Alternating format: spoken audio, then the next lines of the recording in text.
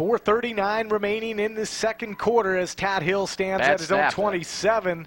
And Ellenberg able to pick it back up, and it's going to take a bounce. A nice little bounce for Midwestern State inside the 20, close to the 15-yard line. And it looks like that's where the Texans will start on offense here. And this game, you know, I look at how tough it must be for the players. We talked about it a minute ago. But just to get the feel of the game, this game already has a different feel in the second part of the game since the delay than the first part of the game. Yeah, and it's because, again, both teams wanted to figure out what the others were going to do. You know, you come out in these kind of adverse reactions. You just saw the rain there. What were each team going to do? Were they going to run it more? Were they still going to try to air it out? Now they've figured out what they're going to do. Now they're playing accordingly. And the backup quarterback, Aaron Doyle, on first down and 10 from the 15, had the snap go right through his arms.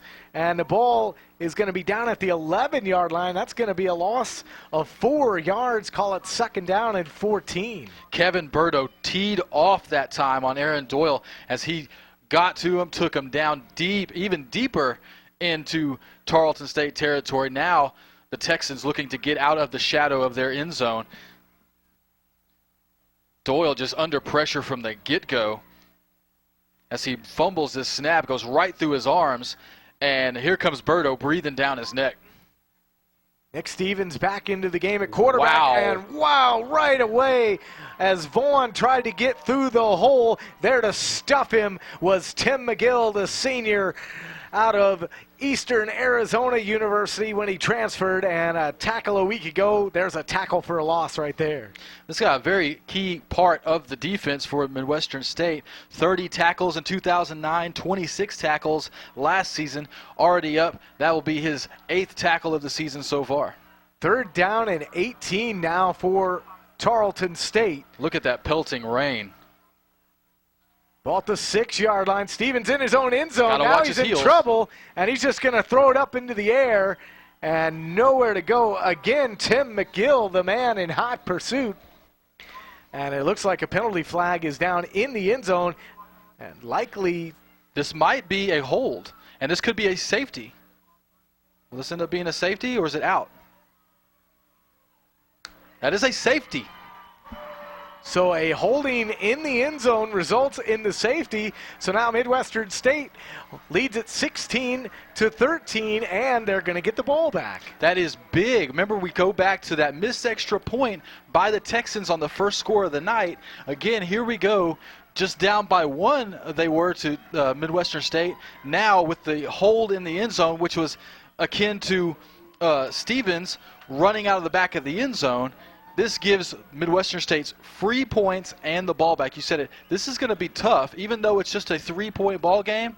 Very tough for the Texans to overcome this. Get a good look at the Jerry's Sporting Goods scoreboard as the Mustangs with a 3-point lead over Tarleton State. 16-13, the rain coming down. You can see it there in sheets as you see the cheerleader there on the side. It looks like a Halloween costume. It's a pre-Halloween costume here at Memorial Stadium.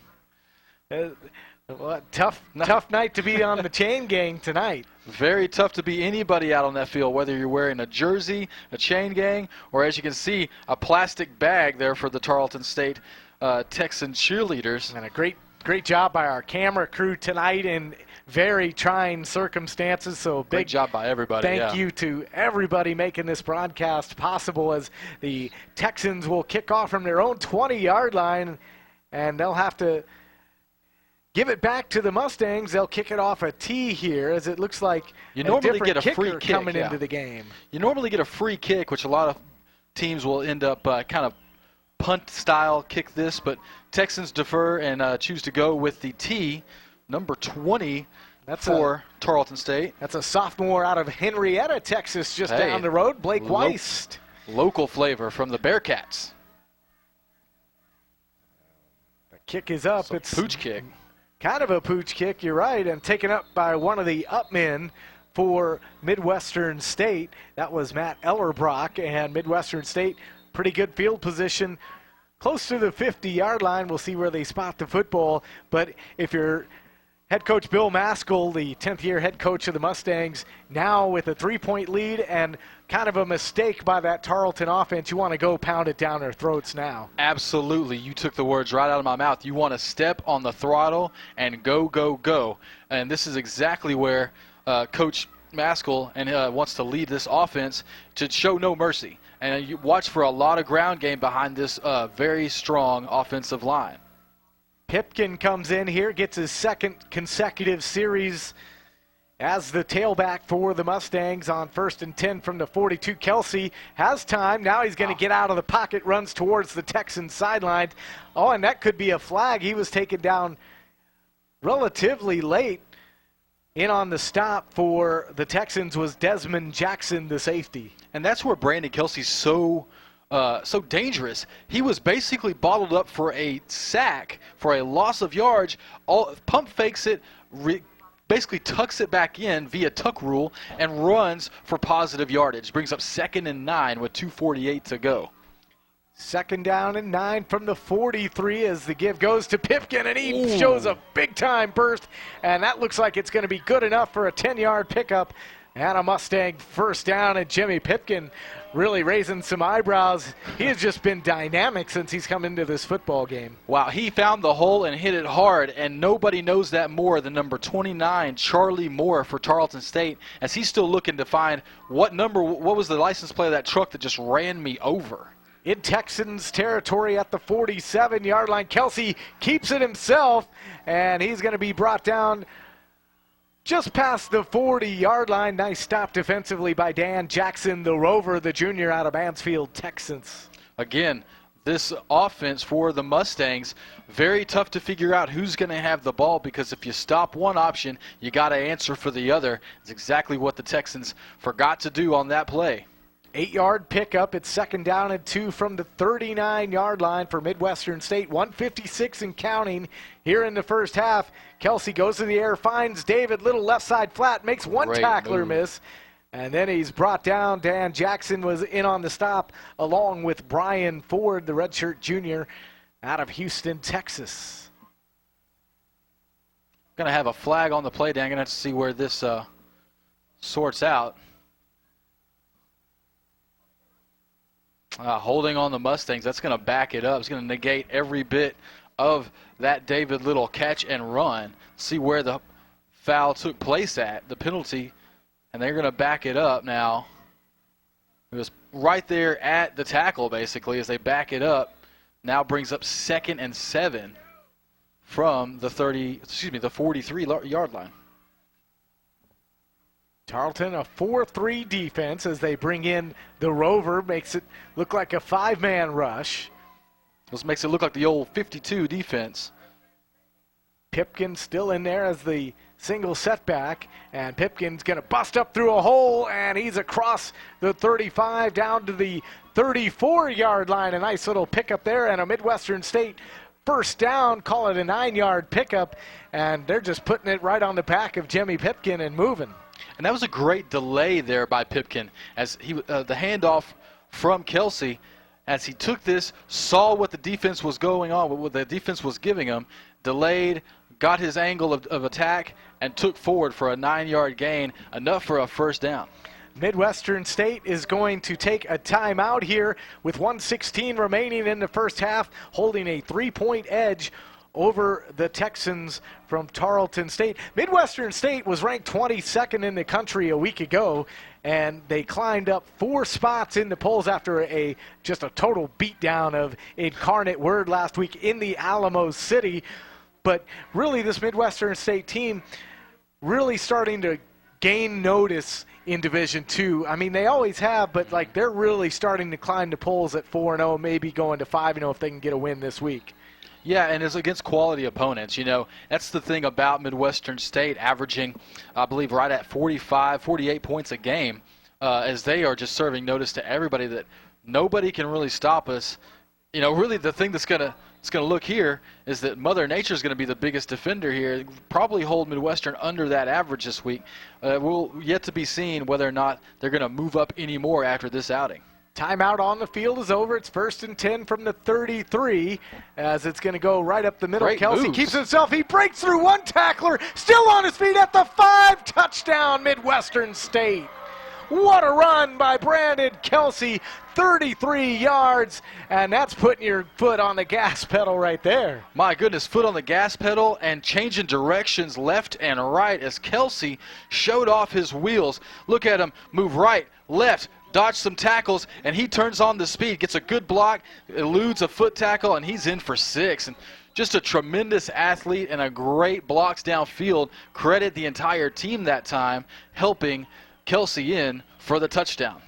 So Midwestern State in business, and what can you say about the run by Brandon Kelsey? And he's showing he's just truly a team leader, and this guy can really run the football. That's what's impressive. Yeah, and you talk about the team leader aspect there. This Mustang team have really rallied around Brandon Kelsey. A lot of talk, like we talked about earlier, Dan, of this team coming into the season was how are they going to replace the quarterback? How are they going to replace Zach Eskridge, the vaunted quarterback, has so many records here in Midwestern. The team really rallied around Brandon Kelsey and said, we believe in Brandon Kelsey from day one, and it's showing right here on this 4-0 team, looking to go 5-0 now. Midwestern State took a timeout as they perhaps thought about going for 2, but Saladino is in there to attempt the extra point. It's 22-13 Midwestern State as the kick is up. And it's good, so Midwestern State now with a 10-point lead, 1:06 remaining here in this first half. And that's what you want to do when you get breaks that go your way. The safety in the end zone on the penalty by Tarleton State, and MSU makes a pay, and that's what good football teams do. Absolutely. They convert turnovers into points, and that's exactly what the Mustangs did there. You saw them take the timeout considering whether to go for 2. Really just as fine to go for the 1 because it's still a 2-score lead now for the Mustangs as they take command of this sloppy game here at Memorial Stadium. And what about Kelsey? A 50-yard night on the ground so far. He had 113 yards last week, and then, of course, the 33-yard touchdown run. That's a big chunk of his yards. But he's 9 of 12 in the air for 91 yards. Not bad considering the very sloppy game conditions here at Memorial Stadium. Again, really up there is Brandon Kelsey in the rankings of pass efficiency. When you have an efficient quarterback who knows when and where to put the ball, the weather doesn't have as much of a reaction on the ball as it does other quarterbacks. When you're a little sloppy like that, the weather's just going to accentuate it. You have a good, strong, reliable quarterback who's very efficient. He's not going to skip too many beats because he knows what he can and can't get away with. Midwestern State with 16 points here in the second quarter. They trailed 13-7 at the end of the first quarter. And now with just 1:06 remaining before halftime, the Mustangs will kick it away to the Texans as it's Valentine and Tad Hill back deep. Nice kick by Saladino, and it's off the arms of Valentine. He's 1 yard deep in the end zone before he can recover the ball, picks it up, and he's upended almost immediately right around the 15-yard line. Nice job by Donald Napoleon, the freshman out of Dallas, Texas. Played prep ball at Madison High School, and he made a nice special team stop there. Yeah, it just comes flying in like a bullet. One Mustang misses, Napoleon doesn't on that upending shot on special teams. Tarleton takes over now. If Napoleon doesn't make that tackle, we could see the Texans at least past the 30 or maybe into the 40-yard line. 1st and 10 for Tarleton at the 17-yard line, and it's going to be Vaughn trying to run the football, and saying no sir was Ty Duncan along with Kevin Bordeaux, the senior out of Palestine, Texas. And what that front really, and even the linebacking corps for Midwestern State, has done a nice job of bottling up the Texans so far.